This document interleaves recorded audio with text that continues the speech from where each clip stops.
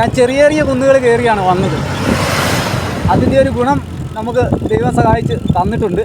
അതുകൊണ്ട് നമുക്ക് വളരെ കൂളായിട്ട് ഈ ഘാട്ടിങ്ങനെ ഇറങ്ങിപ്പോകാൻ പറ്റും. അതുപോലെ തന്നെ ഇന്ന് ഒരുപാട് പേരെ നമുക്ക് കാണുവാനും സംസാരിക്കുവാനും ഒക്കെ സാധിച്ചു. അപ്പോൾ നമ്മൾ ഗോവയുടെ സൈഡിലൂടെ, മഹാരാഷ്ട്രയുടെ സൈഡിലൂടെ നമ്മൾ പൊയ്ക്കൊണ്ടിരിക്കുകയാണ്. കർണാടക, മഹാരാഷ്ട്ര, തെലുങ്കാന ഈ 3 സംസ്ഥാനങ്ങളുടെ ബോർഡറാണിത്. അപ്പോൾ തെലുങ്കാന കഴിഞ്ഞു കർണാടകത്തിലൂടെയാണ് ഇപ്പോൾ ഞാൻ യാത്ര ചെയ്യുന്നത്.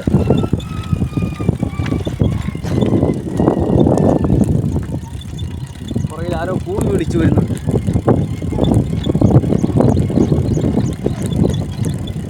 പിള്ളേർ സെറ്റാണ്, അവർക്കറിയത്തില്ലല്ലോ എനിക്ക് ബ്രേക്കില്ല.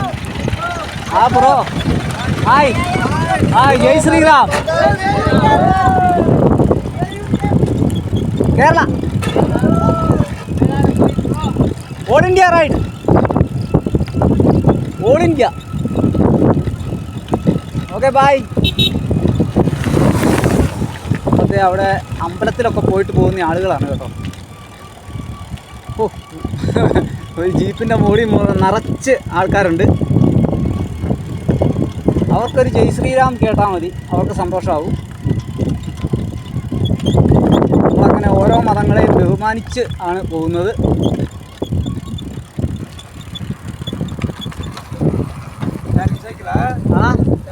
ആ ചാർജിങ് നെയ്യേ ഭായി.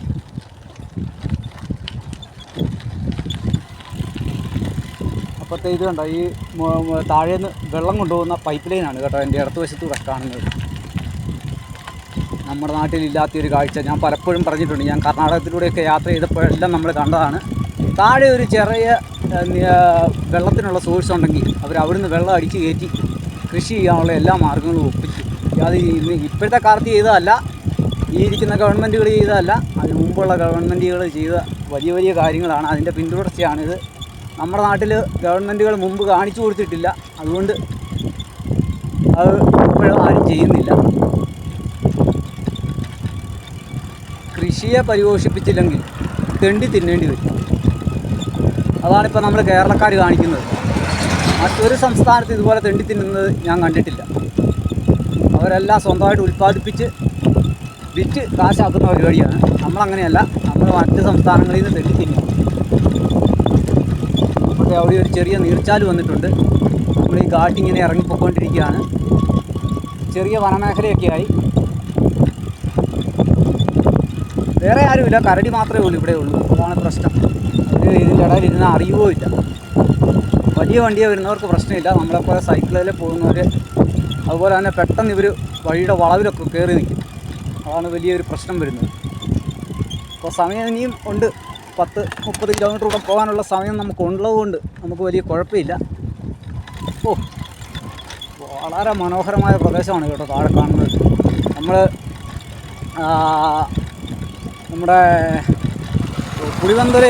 പുളിവന്തല ഘാട്ടൊക്കെ ഇറങ്ങി ചെന്നപ്പോഴത്തേനും കണ്ട അതേ രീതിയിലുള്ള പ്രദേശമാണ്. പക്ഷേ ഇവിടെ മുഴുവൻ വയലാണെന്നുള്ളതാണ് ഏറ്റവും വലിയ പ്രത്യേകത. മുഴുവൻ കൃഷിഭൂമിയാണ്, നെല്ലാണ് കൂടുതലും കൃഷി ചെയ്യുന്നത്. ഇതൊക്കെ നമ്മുടെ നാട്ടിലോട്ട് വരാനുള്ളതല്ല കേട്ടോ, ഒരു ഉപയോഗിച്ചതിൻ്റെ ബാക്കി നമ്മുടെ നാട്ടിലോട്ട് വരാനുള്ളതാണ്. പിന്നെ ജനങ്ങളുടെ റെസ്പോണ്ട് ഭയങ്കരമാണ് കേട്ടോ. അവർക്ക് വിശ്വസിക്കാൻ പറ്റാത്ത ഒരു യാത്രയാണെന്നൊക്കെയാണ് ചിലരൊക്കെ നമ്മളോട് പറഞ്ഞത്.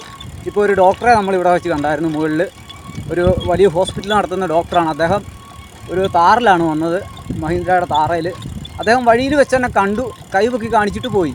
അത് കഴിഞ്ഞ് ഞാൻ ആ ഹോസ്പിറ്റലിൻ്റെ അടുത്ത് എത്തിയപ്പോൾ അദ്ദേഹം അവിടെ അതിൻ്റെ മാനേജരോട് പറഞ്ഞ് നിർത്തിയിരുന്നു, ഇന്നപോലെ ഒരാൾ വരുന്നുണ്ട്, പിടിച്ചു നിർത്തിയാക്കണം. അങ്ങനെ അവർ വെയിറ്റ് ചെയ്ത് എന്നെ പിടിച്ചു നിർത്തി. അദ്ദേഹമായിട്ട് സംസാരിച്ചു, എനിക്ക് ചായയൊക്കെ വാങ്ങിച്ചു തന്നു. വളരെ വലിയ സന്തോഷമായിരുന്നു. അപ്പോൾ അത് കഴിഞ്ഞിട്ട് ഞാനിപ്പോൾ യാത്ര തിരിച്ചതാണ്. ഇനിയിപ്പോൾ മുകളിലൊരു അമ്പലം ഉണ്ടായിരുന്നു, തങ്ങാനെന്നാണ് ഡോക്ടർ പറഞ്ഞത്. പക്ഷേ ഞാൻ താഴോട്ട് പോകുന്നു, കാരണം മറ്റൊന്നുമല്ല, നമുക്ക് കുറച്ച് ദൂരം കൂടി പോകാൻ പറ്റും. ഇത് കണ്ടോ, 4 ആടുകളെയും ആയിട്ട് പോകുന്ന ഒരാൾ, കറവയുള്ള ആളാണ് കേട്ടോ. അപ്പോൾ ഇത് ഒരു ആക്സിഡൻറ്റ് ടോൺ ഏരിയയാണ്. അപ്പോൾ അത് സൂക്ഷിച്ച് പോയില്ലെങ്കിൽ ബ്ലൈൻഡ് വണ്ടികൾ ഒരുപാട് വരുന്നുണ്ട്. താഴെ നിന്നും വരുന്നുണ്ട്, മേളിൽ നിന്നും വരുന്നുണ്ട്. ഞാനപ്പോൾ ഇവിടെ സ്റ്റോപ്പ് ചെയ്യാം, അതായിരിക്കും നല്ലത്. കർണാടക സ്റ്റേറ്റിൻ്റെ വണ്ടിയാണ്. ഈ വണ്ടികളൊക്കെ ഇപ്പം ഇങ്ങനെ കാണുന്നതേ ഉള്ളൂ കേട്ടോ. ഒരു ദിവസത്തെ ചെളിയാണ്. ഒരു ദിവസം മഴ പെയ്താൽ മൊത്തം ചെളിയായിരിക്കും ഇവിടെ. ഇത് പോണ്ടിച്ചേരി രജിസ്ട്രേഷൻ വണ്ടി പോകുന്നു. അപ്പോൾ ഈ ഘാട്ടിൽ ഇങ്ങനെ ഇറങ്ങി നമ്മൾ താഴോട്ട് പോയിക്കൊണ്ടിരിക്കുകയാണ്. നല്ല തണുപ്പുള്ള സ്ഥലമാണ് കേട്ടോ. വൈകിട്ട് ആയി കഴിഞ്ഞാൽ നല്ല തണുപ്പായിരിക്കും. അപ്പോൾ ഇവിടെ തണുപ്പ് ചെറുതായിട്ട് തുടങ്ങിയിട്ടുണ്ട്. മലനിരകളുടെ താഴേക്ക് നമ്മൾ ഇറങ്ങി ചെല്ലുകയാണ്. ഹലോ, നമസ്കാരം. ജോപ്പൻ്റെ യാത്രയുടെ പുതിയ അധ്യായത്തിലേക്ക് ഏവർക്കും സ്വാഗതം.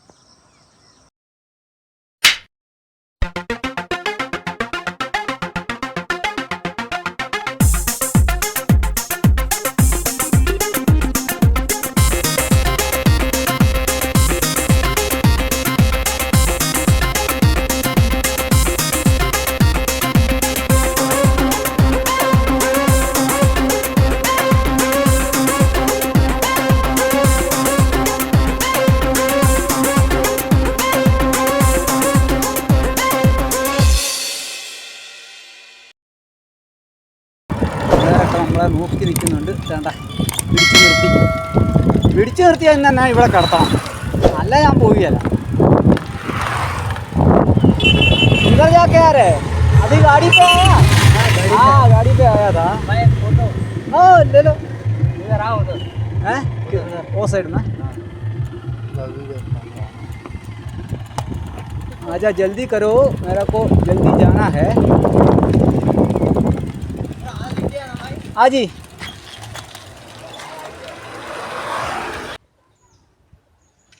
Thank you. Okay teacher. അപ്പോൾ നമ്മൾ വരുന്ന വഴിക്ക് കണ്ട പിള്ളേരാണ് കേട്ടോ. ഇവരെയാണ് നമ്മൾ ജീപ്പിൽ കണ്ടത്. ജീപ്പിലാണ് ഇവർ ഒരു യാത്ര കഴിഞ്ഞ് ശിവമന്ദിർ കണ്ടിട്ട് വരുന്ന വഴിയായിരുന്നു. ശിവമന്ദിർ പോയിട്ട് എല്ലാം തൊഴുത് വന്നതാണ്. അപ്പോൾ അവർ ഇവിടെ അടുത്തുള്ള ക്ഷേത്രത്തിൻ്റെ സമീപത്ത് നിന്ന് നമ്മളെ കൈ കാണിച്ച് നിർത്തി ഫോട്ടോയൊക്കെ എടുത്ത് കുറച്ച് നേരം ഞങ്ങൾ സംസാരിച്ചു. ഓക്കെ ബൈ മെജാരെ. ഓക്കെ ശുക്രിയ ജി.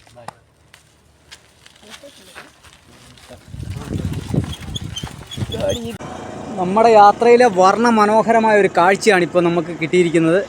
ഒരു വലിയ സൂര്യകാന്തി തോട്ടം അങ്ങ് അകലെ കാണാൻ പറ്റുന്നുണ്ട്. ഇത്രയും വലിയ സൂര്യകാന്തി തോട്ടം നമ്മുടെ യാത്രയിൽ നമ്മൾ ആദ്യമായിട്ടാണ് കാണുന്നത്. ചെറിയ തോട്ടങ്ങളൊക്കെ കണ്ടിട്ടുണ്ടെങ്കിലും ഇത്രയും വലിയൊരു തോട്ടം ആദ്യമായിട്ടാണ് കാണുന്നത്. അവിടെ മാത്രമല്ല കേട്ടോ, എൻ്റെ ഈ സൈഡിൽ ഇത് കണ്ടോ, ഫുള്ള് സൂര്യകാന്തിയാണ്. ഉള്ളിലോട്ട് പോകാനുള്ളൊരു വഴിയൊന്നുമില്ല, കാരണം അവിടെ മുഴുവൻ കോട്ടൻ്റെ തോട്ടങ്ങളാണ്. അത് കഴിഞ്ഞിട്ടാണ് ഈ സൂര്യകാന്തി തോട്ടം വന്നിരിക്കുന്നത്. പോകുന്ന വഴിയിൽ മുഴുവനുണ്ട്. അപ്പോൾ എവിടെയെങ്കിലും ഇറങ്ങാമെന്നാണ് വിചാരിക്കുന്നത്. ഇപ്പോൾ സമയം 5 മണി കഴിഞ്ഞു. നമുക്ക് 6 മണിക്കേലും എവിടെയെങ്കിലും കിടക്കാനുള്ള സൗകര്യം നോക്കണം. ഇവിടുന്ന് 10 കിലോമീറ്റർ പോയാലോ ഇനി ഒരു പെട്രോൾ പമ്പ് കിട്ടത്തുള്ളൂ. അതുകൊണ്ട് നമ്മുടെ യാത്ര മുന്നോട്ട് പോവുകയാണ്. വലിയ സൂര്യകാന്തി തോട്ടം ആദ്യമായിട്ടാണ് ഇത്രയും വലിയൊരു സൂര്യകാന്തി തോട്ടം. ഈ തോട്ടം ഇങ്ങനെ കിടക്കുക കേട്ടോ, കിലോമീറ്ററിൽ കിടക്കുന്നുണ്ട്. പക്ഷെ അങ്ങോട്ട് ഇറങ്ങിപ്പോകാനുള്ളൊരു മാർഗ്ഗം ഇല്ലാത്തതുകൊണ്ടാണ്. ആ മഞ്ഞ കളർ കാണുന്നത് മുഴുവൻ സൂര്യകാന്തി തോട്ടമാണ്. അപ്പോൾ ശരി, നമ്മുടെ യാത്ര മുന്നോട്ട് പോവുകയാണ്.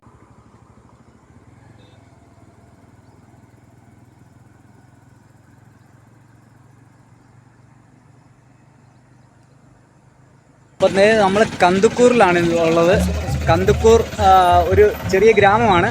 അവിടെ ഒരു വലിയ അമ്പലമൊക്കെ കാണാൻ പറ്റുന്നുണ്ട് ആ മലയുടെ മുകളിൽ. പക്ഷേ ഇവിടെ വന്നപ്പോൾ ഇത് കണ്ടോ, ഒരു വലിയ ജനക്കൂട്ടം തന്നെയാണ് നമ്മളെ സ്വീകരിച്ചിരിക്കുന്നത്. ഒരുപാട് പേരുണ്ട് കേട്ടോ. കുറേ കുട്ടികളൊക്കെ ഉണ്ടായിരുന്നു, സ്കൂൾ കുട്ടികളൊക്കെ, അവരൊക്കെ പോയി. അപ്പോൾ ഇവരെല്ലാം നമ്മുടെ യാത്രയെക്കുറിച്ചൊക്കെ കാര്യങ്ങൾ സംസാരിക്കുകയായിരുന്നു. അപ്പോൾ വലിയ സന്തോഷം. ഇങ്ങനെയാണ് ഗ്രാമങ്ങളിലൂടെയുള്ള യാത്ര, എപ്പോഴും ഇങ്ങനെയാണ്. ഒരുപാട് പേർക്ക് നമുക്ക് കാണാൻ പറ്റുന്നുണ്ട്. ഇതൊരു ചെറിയ ഗ്രാമമാണ് കേട്ടോ, ഒരു ചെറിയ പ്രദേശം. അതിൻ്റെ 2 സൈഡിലോട്ടും വഴികളിലാണ് ഗ്രാമപ്രദേശങ്ങളുള്ളത്. വില്ലേജ് മുഴുവൻ ആ സൈഡിലും ഈ സൈഡിലുമാണ്. ബാക്കി ഇതൊരു ഹൈവേയുടെ ഒരു സെൻറ്ററായിട്ട് വരും. അപ്പോൾ ഇന്നിവിടെ സ്റ്റേ ചെയ്യാമെന്നാണ് വിചാരിക്കുന്നത്. അപ്പോൾ ഇവരോട് ചോദിച്ചപ്പോൾ ബസ് സ്റ്റോപ്പിൽ കിടക്കാമെന്നൊക്കെ പറഞ്ഞു. ഇനിയിപ്പം മൊബൈലൊക്കെ ചാർജ് ചെയ്യാനുള്ള എവിടെയെങ്കിലും കടകളിൽ ചോദിക്കണം. അപ്പോൾ ശരി, നമ്മുടെ യാത്ര തുടരുകയാണ്. സൂര്യനെ നോക്കി നിൽക്കുന്ന സൂര്യകാന്തി പൂക്കൾ നിറഞ്ഞ ഒരു പാടത്തിൻ്റെ നടുവിലൂടെയാണ് നമ്മുടെ രാവിലത്തെ യാത്ര. അപ്പോൾ ഇന്നത്തെ യാത്ര ആരംഭിക്കുകയാണ്. സൂര്യനൊക്കെ ഉദിച്ചു വരുന്നതേ ഉള്ളൂ ആ മരത്തിൻ്റെ മുകളിൽ. അപ്പോൾ സൂര്യകാന്തി പാടമാണ് ഈ കാണുന്നത് മുഴുവൻ. വളരെ ദൂരത്തേക്കാണ് സൂര്യകാന്തി പാടം കാണാൻ പറ്റുന്നത്. ഇത് ചെറിയ ചെറിയ പാടങ്ങളാണ്. അതുപോലെ തന്നെ എൻ്റെ വലത്തുവശത്ത് ഇത് തന്നെയാണ് അവസ്ഥ. ചെയ്തുണ്ടോ, ആ മഞ്ഞ കളർ കാണുന്നത് മുഴുവൻ കിലോമീറ്ററുകൾ ദൂരത്തിലുള്ള സൂര്യകാന്തി പാടങ്ങളാണ്. വളരെ മനോഹരമായ കാഴ്ചയാണ്. ഇനി അങ്ങോട്ട് മുമ്പോട്ട് മുഴുവൻ ഈ കാഴ്ചയാണെന്നാണ് ഇവിടെയുള്ള ആളുകൾ പറഞ്ഞത്. ഇതിൻ്റെ ഉള്ളിലൊക്കെ ഇറങ്ങിപ്പോകണമെന്ന് ആഗ്രഹമുണ്ട്, പക്ഷേ ഇതിലെ കട്ടിങ് വഴി ഇറങ്ങിപ്പോകാൻ ബുദ്ധിമുട്ടുണ്ട്. ഇനി മുമ്പോട്ട് ചെല്ലുമ്പോഴത്തേക്കും നമുക്ക് തൊട്ടടുത്ത് ഇതുപോലെ സൂര്യകാന്തി പാടം കാണാൻ പറ്റും. ഇതെല്ലാം പരിപ്പിൻ്റെ കൃഷിയാണ്. ഈ സൂര്യകാന്തി പാടത്തിൻ്റെ ഇടയിൽ മുഴുവൻ പരിപ്പാണ് കേട്ടോ. അതിൻ്റെ ഇടയിൽ പരിപ്പും അതിൻ്റെ ഒരു ചാലിൽ ഒന്നിടവിട്ടുള്ള ചാലുകളിൽ സൂര്യകാന്തിയുമാണ് നിറഞ്ഞു നിൽക്കുന്നത്. ഇത് ഇടവിള കൃഷി എന്ന് പറയും. നമ്മൾ വാഴക്കടിയിൽ ചീര നട്ടാൽ രണ്ടിനും പ്രയോജനം എന്ന് പറഞ്ഞ പോലെ ഇടവിള കൃഷിയാണ്. അതായത് ഒരു കൃഷിയുടെ കൂടെ തന്നെ അടുത്ത കൃഷിയും ചെയ്യുന്നു. ആദ്യത്തെ കൃഷി പൂർത്തിയാകുന്നതിന് മുമ്പ് തന്നെ രണ്ടാമത്തെ കൃഷി നമ്മൾ ഉപയോഗത്തിലാക്കുന്നു. അതാണ് ഇടവിള കൃഷിയുടെ മെച്ചം. അപ്പോൾ വാഴ ഒരു വർഷത്തേക്ക് വളർന്നു വരുമ്പോഴത്തേനും 7 മാസം കഴിഞ്ഞാണ് കുലയ്ക്കുന്നത്. അതിനിടയ്ക്ക് 2 തവണ നമുക്ക് ചീരകൃഷി നടത്തി ചീരയും കൂടി കൃഷി ചെയ്യാൻ പറ്റുന്നതാണ് വാഴയ്ക്കൊപ്പം ചീരയും എന്നുള്ള ആ ഒരു രീതി. അതുപോലെ തന്നെയാണ് പരിപ്പിനൊപ്പം സൂര്യകാന്തി. വളരെ മനോഹരമായ കാഴ്ച. കഥകളൊക്കെ പറഞ്ഞ് നമുക്ക് പതിയെ യാത്ര തുടരാം. മനം കുളിർക്കുന്ന കാഴ്ചകൾ. സൂര്യകാന്തി പാടത്തിൻ്റെ സമീപം നമ്മുടെ കുഞ്ഞിയും സൈക്കിളും ഇരിക്കുന്ന കണ്ടോ, സൈക്കിളും കുഞ്ഞിയും സൂര്യകാന്തി പാടത്തിൻ്റെ ഇടയിലാണ് ഇരിക്കുന്നത്. അല്ലേടി കുഞ്ഞി, 2 സൈഡ് സൂര്യകാന്തി പാടം. നീ അത് കാണുന്നുണ്ടോ? നീ ഇത് കണ്ടില്ലേ? രാവിലെ അവൾ പാലൊക്കെ കുടിച്ചിട്ട് സുഖമായിട്ടിരിക്കുകയാണ്. അപ്പോൾ ശരി, നമ്മുടെ യാത്ര തുടരുകയാണ്. പൂക്കൾ നിൽക്കുന്ന കണ്ട, എന്താ അല്ലേ? അവർ സൂര്യനെ നോക്കി നിൽക്കുകയാണ്. അതുകൊണ്ടാണ് എൻ്റെ ഓപ്പോസിറ്റ് സൈഡിലോട്ട് നിൽക്കുന്നത്. അപ്പോൾ ഞാൻ വന്ന വഴിയിൽ ഒരു സൂര്യകാന്തിപ്പാടം കണ്ടു. അപ്പോൾ അതിൻ്റെ അകത്തോട്ടൊന്ന് ഇറങ്ങുകയാണ്. ആരെങ്കിലും ഓടിക്കുന്നതിന് മുമ്പ് കയറിപ്പോകാമെന്നാണ് വിചാരിക്കുന്നത്. എന്നാ രസമാണെന്ന് നോക്കി. പാടം ഇങ്ങനെ കിടക്കുകയാണ്. അതിൻ്റെ ഇടയിൽ ഈ നിൽക്കുന്നത് പരിപ്പ് കൃഷിയാണ്. ഇതുണ്ടോ, പൂക്കൾ നിൽക്കുന്നുണ്ടോ? എന്താ രസമല്ലേ? നിറയെ സൂര്യകാന്തിയാണ്. അതിൻ്റെ ഇടയിലൂടെ ഞാനൊന്ന് വന്നതാണ്. വളരെ മനോഹരമായ സൂര്യകാന്തിപ്പാടം. അതിനുള്ളിലൂടെ നടന്നു വരികയാണ്. ഇത് കണ്ടോ, വലിയ പൂക്കൾ കണ്ടോ? എന്നാ രസമാണെന്ന് നോക്കി. കാണാൻ വളരെ മനോഹരം.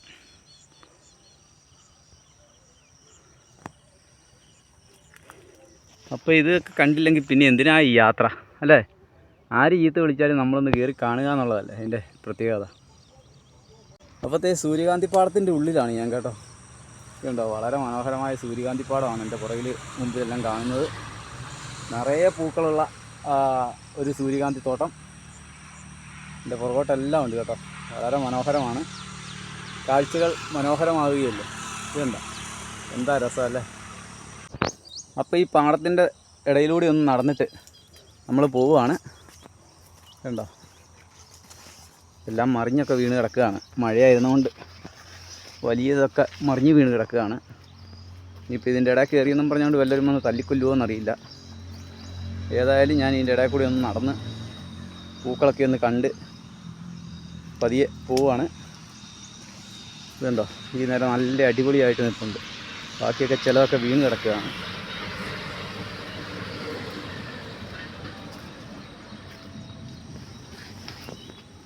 ഒരു നെൽപ്പാടം, ഇടയിലൊക്കെ വളമൊക്കെ വിതർന്ന കർഷകരെയൊക്കെ കാണാൻ പറ്റുന്നുണ്ട്. അപ്പോഴത്തെ തൊട്ട് ചേർന്ന് ഒരു വലിയ ഡാമാണ്. അത് ഇറിഗേഷൻ ഡാമാണ്, ചെക്ക് ഡാമാണ്. അവിടെയുള്ള ഒരു പാലത്തിൽ കൂടിയാണ് നമ്മൾ ഇങ്ങോട്ട് കടന്നു വന്നത്. അപ്പോൾ ആ സിറ്റിയുടെ ഉള്ളിലൂടെ കടന്നാണ് നമ്മൾ വന്നത്. ഇതാ കർണാടകയിലൂടെയാണ് നമ്മളിപ്പോൾ യാത്ര ചെയ്തുകൊണ്ടിരിക്കുന്നത്. ഗോവയ്ക്ക് ഇനി 420 കിലോമീറ്ററാണുള്ളത് പനാജിയിലേക്ക്. അപ്പോൾ ഈ നല്ലൊരു ഭൂപ്രകൃതി, നല്ല പാടശേഖരമുള്ള ഒരു ഡാമിൻ്റെ സമീപത്ത് പാടശേഖരമുള്ള ഒരു നല്ല ഭൂപ്രകൃതി കണ്ടപ്പോൾ സൈക്കിളൊന്ന് നിർത്തിയതാണ്. ഇവിടെ ഒരു പമ്പുണ്ട്. ഇവിടെ കയറി മൊബൈലൊന്ന് ചാർജ് ചെയ്യാൻ പറ്റുമെന്ന് നോക്കണം. അപ്പോൾ നമ്മുടെ സൈക്കിളൊക്കെ ഇവിടെ ഇരിപ്പുണ്ട്. അപ്പോൾ കുറേ പേരൊക്കെ നമ്മളോട് വന്നിങ്ങനെ ഓരോന്ന് ചോദിച്ചുകൊണ്ടിരിക്കുകയാണ്. ഇതുണ്ടോ, ഉധർ ലിഖായേ, ഉധർ ലിഖായേ. ആ അപ്പോഴത്തെ അവർ സൈക്കിൾ ഓട്ടോറിക്ഷയിൽ പോയിക്കൊണ്ടിരിക്കുകയായിരുന്നു. അപ്പോൾ നമ്മളെ കണ്ടിട്ട് നിർത്തിയതാണ്. അപ്പോഴത്തെ ഈ പമ്പിൽ കയറി ചോദിച്ചിട്ട് നമുക്ക് ഇത് ഒന്ന് മൊബൈൽ ഒന്ന് ചാർജ് ചെയ്യണം. അതുപോലെ തന്നെ ഈ വഴിയിലൂടെയാണ് നമുക്കിനി 14 കിലോമീറ്റർ പോയിട്ടാണ് ഇനി ടേൺ ചെയ്യാനുള്ളത്. ഇനി അങ്ങോട്ട് ഈ സ്ട്രെയിറ്റ് റോഡ് കഴിഞ്ഞാൽ പിന്നെ ഗാർഡ് സെക്ഷൻ സ്റ്റാർട്ടാകുകയാണ്. ഏകദേശം 48 കിലോമീറ്റർ ഗാർഡ് സെക്ഷൻ ഉണ്ട്. അത് എങ്ങനെ പോകണമെന്ന് ആലോചിക്കുകയാണ്. കാരണം മൃഗങ്ങളുള്ള കാടാണെന്നാണ് അറിയാൻ കഴിഞ്ഞത്. പക്ഷേ പകൽ സമയത്ത് യാത്ര ചെയ്യാം. ഇടയിലൊക്കെ ഗ്രാമങ്ങളുണ്ട്, അവിടെ എവിടെയെങ്കിലും തങ്ങാമെന്ന് വിചാരിക്കുന്നു. അപ്പോൾ ശരി, യാത്ര തുടരുകയാണ്. ഇവരിപ്പം നമ്മളെയൊക്കെ പരിചയപ്പെടാൻ വന്നതാണ് കേട്ടോ. അതേ ഇത് കണ്ടോ, നമ്മുടെ ഇൻസ്റ്റാഗ്രാം ഐ ഡിയൊക്കെ അവർ ഫോളോ ചെയ്യുകയാണ്. YouTube also I have YouTube. Yeah, name ജോപ്പൻ്റെ യാത്ര. JOPP या आ गया. ओके जी, थैंक यू वेरी मच. आपका नाम क्या है? ईश्वर. आपका? सुनील. ओके. ഹായ്. അപ്പോഴത്തെ ഈശ്വറും സുനിലും ഒക്കെ വന്ന് നമ്മളോട് പരിചയപ്പെട്ടു. അപ്പോൾ നമ്മൾ യാത്ര തുടരുകയാണ്. ഇങ്ങനെയാണ് നമുക്ക് വഴിയിൽ ഒരുപാട് പേരെ നമുക്ക് പരിചയപ്പെടാൻ പറ്റുന്നുണ്ട്. കുഞ്ഞിക്ക് എന്നാ വേണ്ട? പാല് വേണോ? കുഞ്ഞിക്ക് പാല് കൊടുക്കണം. അപ്പോൾ പെട്രോൾ പമ്പ് ചോദിക്കട്ടെ നമുക്കവിടെ ഒന്ന് കുറച്ച് നേരം ഇരിക്കാൻ പറ്റുമെന്ന്. അപ്പോൾ അത് കഴിഞ്ഞിട്ട് കുഞ്ഞിക്ക് പാലൊക്കെ കൊടുത്ത് മൊബൈലൊക്കെ ചാർജ് ചെയ്ത് പോകാമെന്ന് വിചാരിക്കുന്നു. അപ്പോൾ ശരി, നമ്മുടെ ദേശീയ പതാക പാറിക്കളിക്കുന്നതുകൊണ്ടാണ് ആളുകൾ നമ്മളെ കാണാൻ വരുന്നത്. ഇത് കണ്ടോ, ആ ത്രിവർണ്ണ പതാക പാറിക്കളിക്കുന്നതിൻ്റെ ഒരു ഇത് കാണുമ്പോഴത്തേനും മനസ്സിനൊരു സന്തോഷം തന്നെയാണ്. അപ്പോൾ ശരി, നമ്മുടെ യാത്ര ഈ നീണ്ടു നിവർന്ന് കിടക്കുന്ന വഴിയിലൂടെ പോവുക. കാറ്റുണ്ട്, അതുകൊണ്ട് ചവിട്ടാനിച്ച ബുദ്ധിമുട്ടുണ്ട്. അപ്പോൾ ശരി, യാത്ര തുടരുകയാണ്. അതായത് നമ്മൾ ഈ പെട്രോൾ പമ്പിൽ വന്ന് നമ്മൾ മൊബൈൽ ചാർജിങ്ങിനൊക്കെ ഇട്ട് നല്ല ഒരു പ്രദേശമാണ്. കൃഷിയൊക്കെ ഇല്ലാതെ കിടക്കുന്ന സ്ഥലങ്ങളാണ് ഇവിടെ. അതിനിടയ്ക്ക് കുഞ്ഞിനെ നമ്മൾ ഒന്ന് റിഫ്രഷ് ആകാൻ വേണ്ടി വിട്ടിട്ടുണ്ട്. ഇത് കണ്ടോ, ഓടി നടക്കുന്നുണ്ടോ. നല്ലൊരു സ്ഥലം കിട്ടിയതുകൊണ്ട് അവളെ ഫ്രീ ആയിട്ട് അങ്ങ് വിട്ടേച്ച് പെണ്ണ് ഓടി നടക്കുകയാണ്. ചെളിക്കകത്ത് കയറാതെ നീ വാ. ചെളിക്കകത്ത് കയറല്. തുള്ളി കളിച്ചോ. കുഞ്ഞിപ്പോഴും ഇങ്ങനെ തുള്ളി കളിച്ചുകൊണ്ട് നടക്കുകയാണ്. അവൾക്ക് ഓടി കളിക്കാനുള്ള സ്ഥലം കിട്ടിയാൽ അന്നേരം നമ്മൾ ഇറക്കി വിടും. അവൾ ഓടി കളിച്ചിട്ട് വരും. ഉണ്ടോ, അവളുടെ പേര് പറഞ്ഞാൽ അന്നേരം അവൾക്ക് ഭയങ്കര അഹങ്കാരമാണ്. കുഞ്ഞിന്ന് വിളിച്ചാൽ അന്നേരം പാഞ്ഞു വരും. അതാണ് അവിടെ സ്നേഹം. കുഞ്ഞിപ്പെണ്ണേ, എന്നാ തുള്ളി കളിക്കാൻ ഒരു സ്ഥലം കിട്ടിയോ? എന്നാ വാ, ഈ മണ്ണിൻ്റെ മണ്ണിലേക്ക് കയറിക്കോ. ഇങ്ങോട്ട് കയറിക്കോ, അവിടെ കയറിക്കോ. ഇവിടെ ചെളിക്കകത്ത് പോകാതെ. അത്രയും പോയാൽ മതി. നീ വര് ഇവിടെ. വിളിച്ചാൽ വെളിപ്പുറത്താണ് എൻ്റെ കുഞ്ഞി. അല്ലടി കണ്ണേ, വിളിച്ചാൽ വെളിപ്പുറത്തല്ലേ നീ? അപ്പോൾ കുഞ്ഞിയുടെ തുള്ളിക്കളിയൊക്കെ കണ്ട് ഇങ്ങനെ കുറച്ച് നേരം ഞങ്ങൾ സന്തോഷിച്ചിട്ട് ഞങ്ങൾ പതിയെ യാത്ര തുടരും. ഇനിയിപ്പോൾ അവൾക്ക് പാല് കൊടുക്കണം. പാല് വാങ്ങിച്ചു വെച്ചിട്ടുണ്ട്. ഓടിപ്പോ, ഒരുപാട് ദൂരെ പോകണ്ട. അതിലൊക്കെ ഓടി കളിച്ചിട്ട് വാ.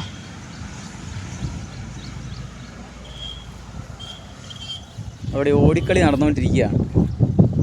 എന്നാ ആരും ഇല്ല ഇവിടെ. അവൾ വല്ലവരുടെയൊക്കെ മണം കിട്ടുമെന്ന് നോക്കുവാണ്. പക്ഷെ നടക്കുന്നില്ല. ആരുടെയും മണമില്ലാത്ത ഒരു സ്ഥലത്താണ് ഞാൻ എത്തിച്ചിരിക്കുന്നത്. ഇനി വാ, പോര്, ഇങ്ങോട്ട് പോര്. തിരിച്ചു പോവാം. ഇനി വാ, ബെൽറ്റ് പിടിക്കിട്ട്. ബെൽറ്റ് താ. കുഞ്ഞി മൂത്രം ഒഴിച്ചാലേ ഉള്ളൂ അവൾക്ക് ഒരു ആശ്വാസം കിട്ടത്തുള്ളൂ. ഇനി വാ, ബെൽറ്റ് താ. ഇനി വന്നേ. ഓടി വാ, ബെൽറ്റ് താ. ഞാൻ ബെൽറ്റ് പിടിക്കട്ട്. ബെൽറ്റ് പിടിച്ച്. ഇനി എങ്ങോട്ട് വേണേലും പോകും. വിളിച്ചാൽ ഓടി വരും. അതാണ് എൻ്റെ കുഞ്ഞി.